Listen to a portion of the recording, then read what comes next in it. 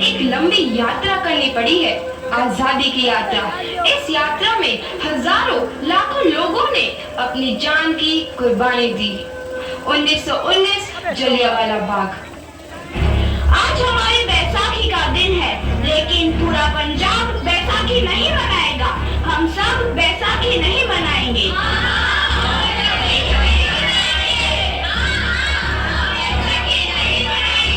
जब तक हम अंग्रेजों को भारत से बाहर नहीं निकाल देते, पूरा पंजाब बैसाखी नहीं मनाएगा। अच्छा, तो तुम सब हमारा विरोध करता है, भाग जाओ यहाँ से। इसका अंजाम बहुत ही बुरा होगा। हम नहीं जाएंगे, तुम लोग जाओगे। हमें नहीं, तुमको भारत से भागना होगा। Soldiers fire!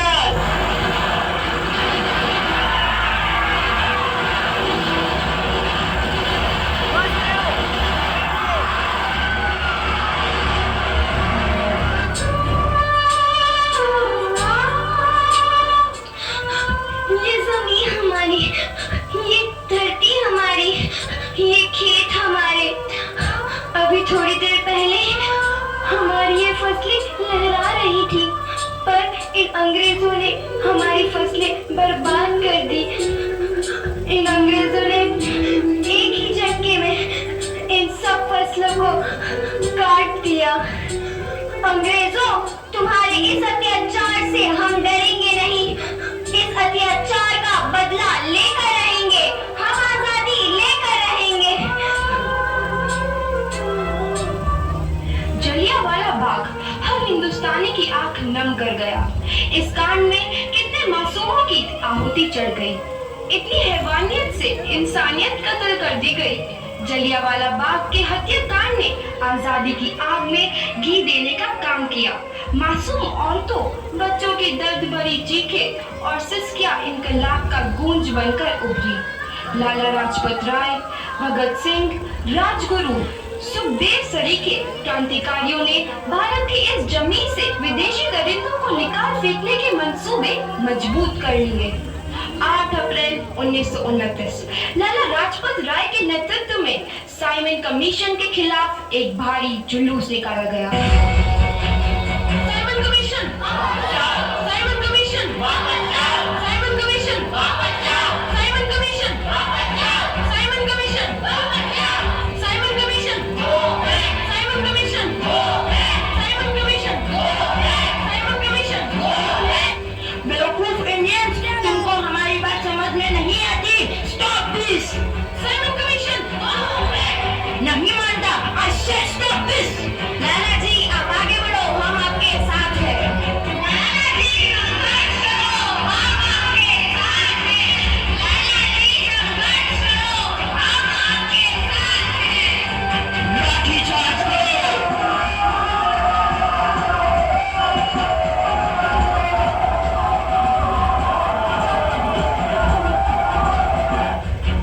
लाला जी को तो बहुत गहरी चोट लगी है। उनका सर फट गया है।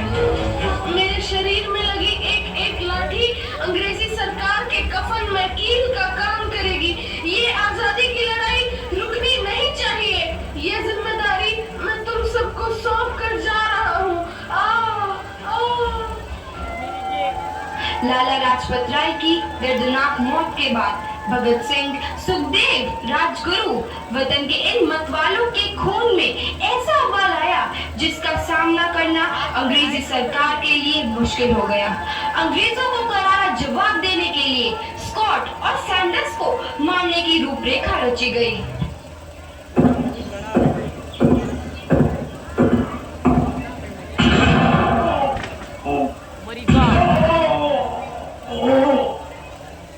सैंडर्स मारा गया। चारों तरफ तहलका मचा था। दीवारों पर लिखा था, लाला जी की मौत का बदला ले लिया गया है। भगत सिंह समेत सभी वहां से फरार हो गए। 8 अप्रैल 1929 दिल्ली में ब्रिटिश सरकार की सेंट्रल लेजिस्लेटिव असेंबली की बैठक में 2 बम धमाके की आवाज सुनाई दी।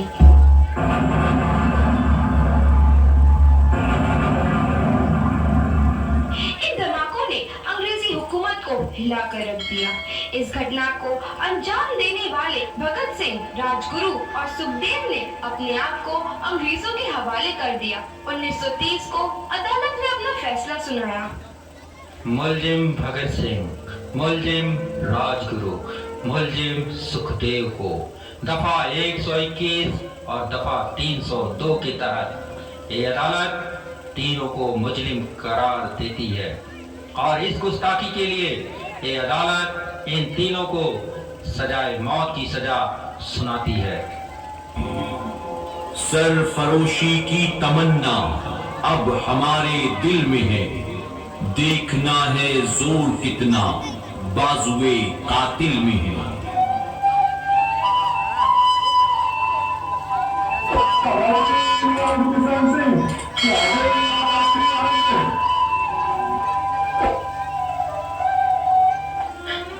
पुत्र की हाल है तेरा? मैं चंगा हूँ माँ, फिक्र करने की कोई गल नहीं। पुत्र, मेरा दिल तेरी तरह पत्थर दिल नहीं होगा। तेरी ये गला सुन के मेरा कलेजा फटे जा रहा है। माँ, मेरा दिल कोई पत्थर जैसा नहीं है, एक वतन परस्त का दिल है जो मेरे देश प्रेम के जज्बे को ताकत देता है। बेटा, मेरा लाल। माँ, आज मेरी तपस्या पूरी होने जा रही है। जे तू रोई तो मैंने तकलीफ हुई। सोच, तेरा पुत्र आज शादी करने वास्ते जा रहा है। फर्क केवल इतना है, वो घोड़ी पर नहीं फांसी पर चढ़ने वास्ते जा रहा है। आज तू क्रांतिकारी की माँ है, कल तू एक शहीद की माँ होगी। माँ, पुत्र भगत, तू इतनी छोटी उम्र में हम सबको छोड़ के चला जाएगा? तूने जिंदगी में देखा ही क्या है पुत्र? मैंने अपनी माँ देखी है, जिसने मुझे एक ही बात बताई है कि बेटे, अपने देश के लिए एक बार मरना 100 बार जन्म लेने के बराबर होता है। अच्छा माँ, अब आशीर्वाद दे, आखिरी बार विदाई लेने का समय आ गया है। भगत, मेरे लाल।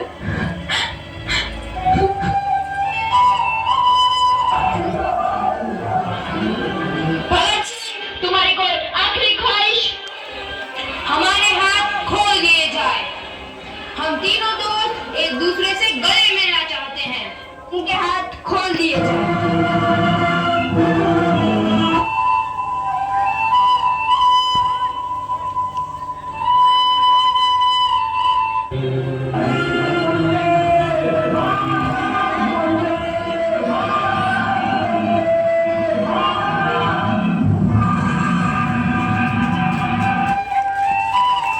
नौजवान के मन में आजादी की नई उमंग हिलोरे लेने लगी।